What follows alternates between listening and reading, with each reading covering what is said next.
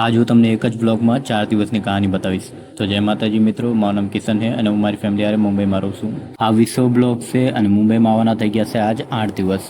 આજ હું દુકાન લગાડવા નહોતો ગયો કેમ કે આજ મારી જગ્યાએ મારો ભાઈ ગયો હતો અને પછી હું ઘરે જતો તો વિચાર્યું જી સિમ મેં કાલ કન્વર્ટ કરાયો તો એ ફોનમાં નાખીને ચેક કરી જોઉં એક્ટિવ થયો છે કે નહીં હતા લગી.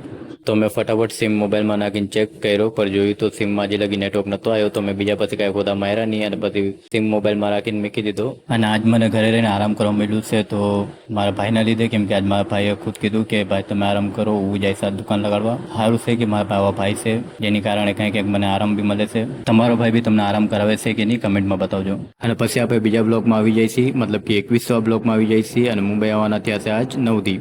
અને આજ હું ખુદ સવારમાં ઉઠીને દુકાન લગાડવા જાવે છે, ના પાડી દઉં છું એમ કે આજ મને મારી તબિયત જરા સહી નથી લાગતી રહી અને તબિયત સહી ના રહેવાની કારણે હું સવારમાં બહુ વહેલો ઉઠી ગયો હતો અને પછી મેં સવારમાં વહેલું ઉઠીને બ્રશ કર્યું અને આજનો વ્લોગ અહીંયા એન્ડ કર્યો.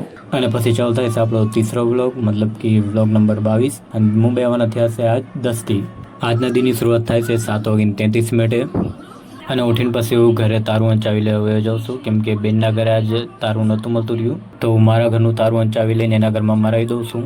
અને પછી ત્રીસો વ્લોગ બી અહીંયા જ એન્ડ થઈ જાય છે અને પછી ચાલુ થાય છે ચોથો વ્લોગ, મતલબ કે વ્લોગ નંબર 23 અને મુંબઈ આવવાના થયા છે આજ 11 દી. આજ હું તમને એક જ વ્લોગમાં આટલા બધા વ્લોગ શું કામને બતાવું છું કેમ કે એક તો હું 4 દિવસથી ઘરે હતો અને જેટલા બી દી હું ઘરે રહ્યો એટલા દીમાં મેં એક દીમાં 1-2 શૂટ કર્યા હતા તો એટલે મને એ અપલોડ કરવાનું બી મન નહોતું થતું.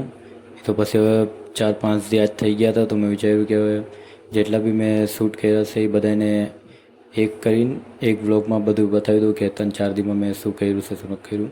અને આજના વ્લોગની વાત કરું તો આજના વ્લોગમાં બી મેં ઘરે જઈને બ્રશ કર્યું અને પછી બ્રશ કરીને બહારથી નાસ્તો લઈ આવ્યો ખાવા માટે અને પછી નાસ્તો કરીને આરામ કર્યું. બાકી આ વ્લોગ તમને કેવા લાગ્યા છે તમે કમેન્ટમાં બતાવો. વિડીયોને લાઈક કરજો અને પેજને ફોલો કરીને રાખી દેજો. બાકી અગર વિડીયો સારો લાગ્યો હોય તો વિડીયોને લાઈક કરજો અને પેજને ફોલો કરી લેજો. મળીએ આપણે બીજા બ્લોગમાં. જય માતાજી.